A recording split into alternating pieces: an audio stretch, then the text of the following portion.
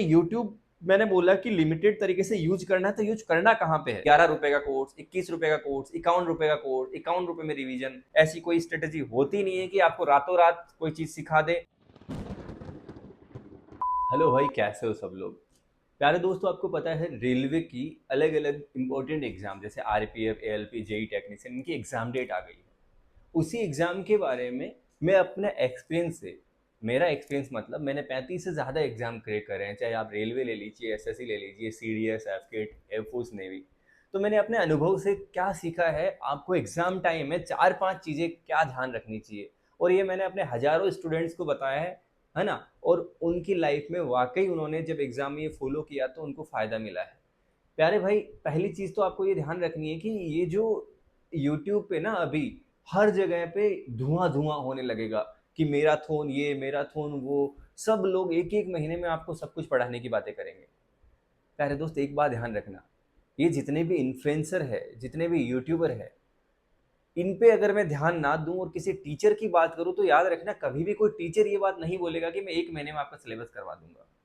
तो बहुत बेसिक सी चीज़ें हैं जो आपको ध्यान रखनी है। अब आपका ध्यान ज़्यादा से ज़्यादा भटकाने की कोशिश की जाएगी। चूँकि हम देखो ज़्यादा से ज़्यादा कंटेंट तो यूट्यूब से ही लेते हैं। हमारे लिए पढ़ने का सोर्स भी वही है, हमारे लिए डिस्ट्रैक्ट होने का सोर्स भी वही है। मैं ये नहीं कह सकता कि आप 1.5 महीने के लिए मोबाइल बंद कर दीजिए, यूट्यूब पे मत जाइए। फिर आप टेक्नोलॉजी का सहारा ही नहीं ले पाओगे। लेकिन वहाँ पे क्या बेसिक चीज़ें ध्यान रखनी चाहिए मेरे भाई, वो इस वीडियो में बात करूँगा। पहले तो आपको एग्ज़ाम डेट देखो पता होगी कि एएलपी जो है उसकी 25 नवंबर से लेके 29 नवंबर तक एग्ज़ाम है ना? आने वाले लगभग 1.5 महीने में इनकी एग्ज़ाम स्टार्ट हो जाएगी सीबीटी 1। और आरपीएफ एसआई की 2 दिसंबर से 5 दिसंबर। और टेक्नीशियन का एग्ज़ाम जो होगा वो 16 दिसंबर से 26, यानी लगभग 10 दिन चलेगा। और जेईई और दूसरे एग्ज़ाम जो होंगे वो 6 से 13 दिसंबर, यानी मोटा-मोटी नवंबर दिसंबर में सबकी एग्ज़ाम है। तो अगर यहाँ से मैं देखता हूँ तो मेरे भाई हमारे पास टाइम बचता है लगभग 1.5 महीना। अब आप जब यूट्यूब पे जाओगे तो सब यही कहेंगे कि मैं ना 1.5 महीने में हर दिन हम 1 डे 1 टॉपिक, 1 वीडियो 1 टॉपिक।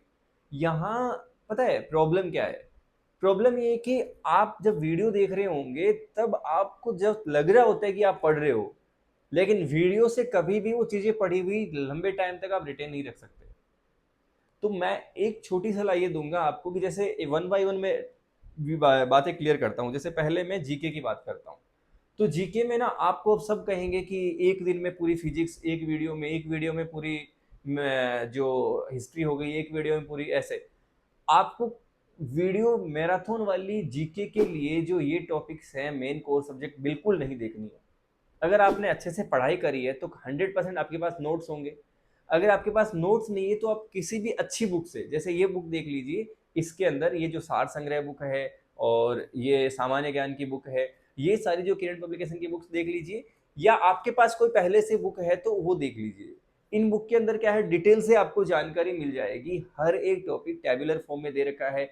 आप जब रिवाइज करते हो तो क्या होना चाहिए, चीजें आपको सिस्टमेटिक तरीके से मिलनी चाहिए, प्लस वो लंबे टाइम तक आपको याद रखनी है।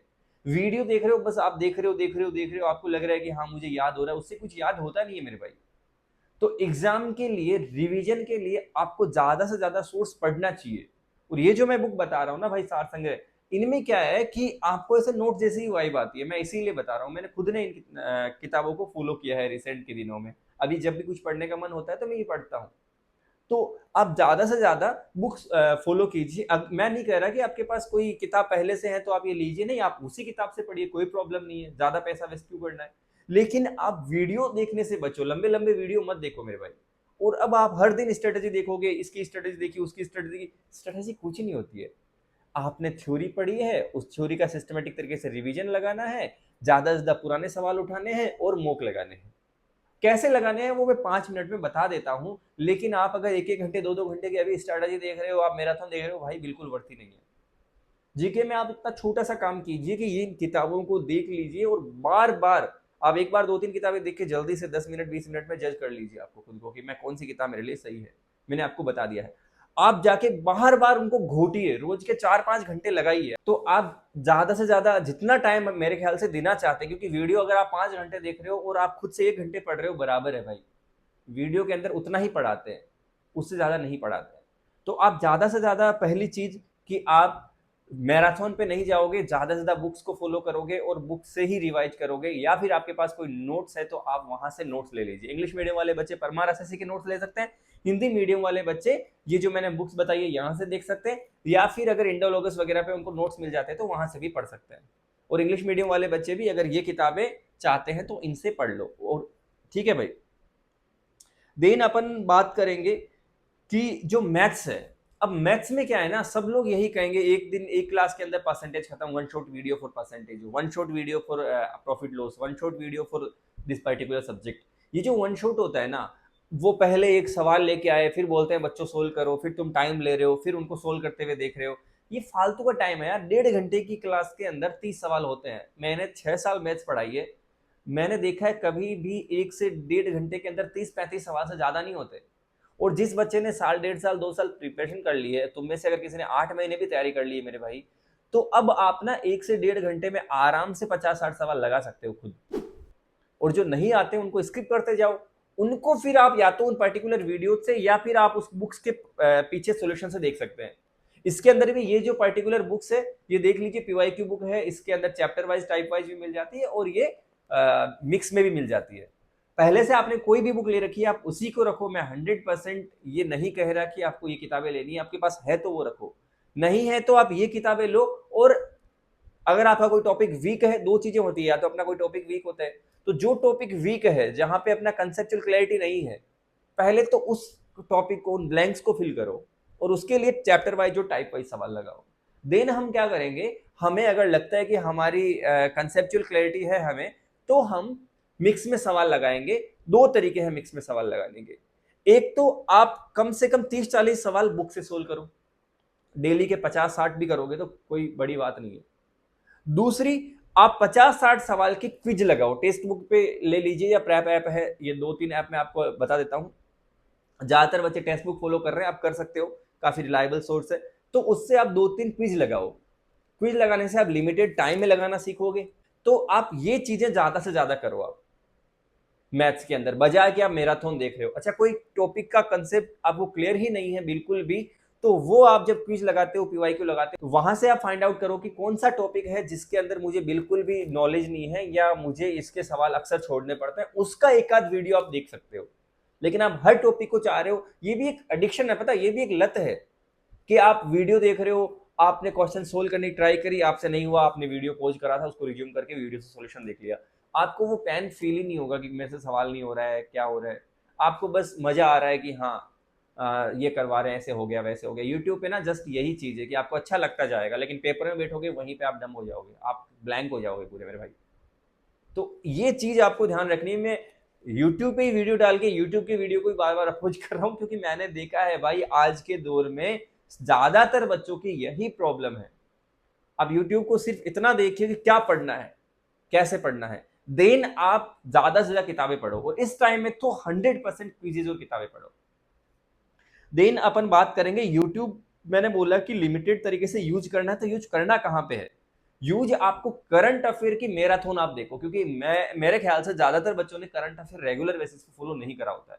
करंट अफेयर में मानता हूं कि जब आप किसी बुक से, जैसे स्पीडी वगैरह बुक भी है, वहां से भी कर सकते हो, लेकिन बच्चे जब बुक से करते हैं ना मेरे भाई, तो थोड़ा सा वो रिलेट नहीं कर पाते हैं। आजकल करंट अफेयर जब टीचर्स करवा रहे होते हैं यूट्यूब पे, तो वो उनके फोटोज ले आते हैं। अगर कोई अवार्ड है तो अवार्ड के बारे में थोड़ा अच्छे से बता देंगे, वहां जो सेरेमनी हुई कोई उसका फोटो वगैरह दिखा देंगे, तो फोटो से याद जल्दी रहता है। तो करंट अफेयर और स्टैटिक भी मैं कह दूंगा, अगर कोई पार्ट पर्टिकुलर से डांस फॉर्म हो गई, कोई इंस्ट्रूमेंट हो गया है ना, जो वाद्य यंत्र हो गया, या किसी भी तरह का फेस्टिवल वगैरह हो गए, स्टैटिक और करंट के अंदर अगर आपको, करंट तो 100% आप मैराथन देख लो, 2-3 मैराथन देखो, ये नहीं इसकी भी देख ली, इसकी भी देख ली, इसकी भी देख ली। अब 2 या 3 मैराथन देख लो, यानी 400-500 सवाल के जो कंपाइलेशन होते हैं वो देख लो, उनकी पीडीएफ निकाल लो और उनको बार बार रिवाइज करो। ऐसा नहीं कि इसके भी 500 सवाल देख लिए, इसको भी देख लिए, इसके भी देख लिए, ऐसा नहीं। 2 या 3 के देख लो, इनफ है, फिर आगे हम देखेंगे, जो होगा वो देखा जाएगा। स्टैटिक का कोई टॉपिक आपका छूटा हुआ है तो आप नो डाउट यूट्यूब से देख के क्या कर सकते हैं, उसके अच्छे से नोट्स बना लीजिए। अभी भी बना सकते हो यार, एक दिन लगता है। अगर आपके 5-6 टॉपिक होते हैं पूरे स्टैटिक के, तो कोई एक टॉपिक वीक है तो देखा, और एक दिन 2 घंटे लगा के उसके 3 घंटे लगा के नोट्स बना लिए। इतना काम कर सकते हो। स्टैटिक और करंट में 100% हेल्प ले सकते हो आप यूट्यूब की। इसके अलावा कोर सब्जेक्ट क्या है ना, बहुत वास्ट होते हैं, आप ले भी नहीं सकते, हेल्प कर भी नहीं पाओगे। देन भाई जो रीजनिंग है, इस पे तो आप यूट्यूब को भूल जाइए। शायद ही कुछ कैलेंडर या ऐसा कोई टॉपिक जिसके सवाल फिलहाल रेलवे ने काफी टाइम से पूछा ही नहीं है, उसका फिर भी आप चाहते हो कि एक नंबर अगर सवाल आ गया और ना कटे, तो उसके लिए आप देख सकते हो कंसेप्ट। बाकी रीजनिंग में बिल्कुल जरूरत नहीं है। रीजनिंग और मैथ्स में आपको कम से कम टेक्स्ट बुक पे दो दो शिफ्ट रोज लगानी है 2019 के एनटीपीसी की। 2019 में जो जो पेपर हुए थे वो लगाने हैं। एंड जीके में आप ज्यादा से ज्यादा जो मैंने बुक्स बताई है उनसे प्रैक्टिस करनी है, ठीक है भाई। ये काम आप इतना सा कर लीजिए, इसके अलावा आपको फालतू में कुछ भी सोचने की जरूरत नहीं है। ऐसी कोई स्ट्रेटेजी होती नहीं है कि आपको रातों रात कोई चीज सिखा दे। इतना मैंने बता दिया है, इतना सा फॉलो करो, चीजें आप अपने आप देखोगे कि माइंड में रहने लगेगी। ये यूट्यूब पे देखते हैं ना, वही नहीं बच्चों की शिकायत आती है कि सर हमें याद नहीं रह रहा, हमें याद नहीं रह रहा। इसके अलावा कोई भी डाउट है तो आप मुझे टेलीग्राम पे टेक्स्ट कर सकते हैं। टेलीग्राम पे मेरे तक पहुंचना कैसे है उसका मैं लिंक आपको डाल दूंगा। एक टेलीग्राम चैनल है अपना, जिसमें मैं डेली शेड्यूल भी देता हूं पढ़ने के लिए।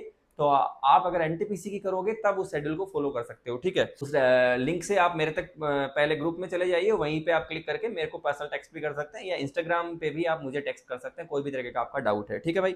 अच्छे से तैयारी करो, फालतू इधर उधर मत देखो। मैं फिर बता रहा हूँ, ये सभी लोग अपने अपने तरीके से यही चाहते हैं कि भाई लास्ट टाइम में कोर्स ले लो, 11 रुपए का कोर्स, 21 रुपए का कोर्स, 51 रुपए का कोर्स, 51 रुपए में रिवीजन। ये सब ना मार्केट के स्ट्रेटजी होती है। सब अपना अपना इस टाइम हलवा बनाएंगे और तुमको उसमें नहीं उलझना। ज़्यादा से ज़्यादा किताबें पढ़ो और लास्ट टाइम में मोक लगाओ, जितना लगा सकते हो क्विज़ लगाओ। Wish you all the best, अच्छे से तैयारी करो। बाय बाय, टेक केयर, जय हिंद।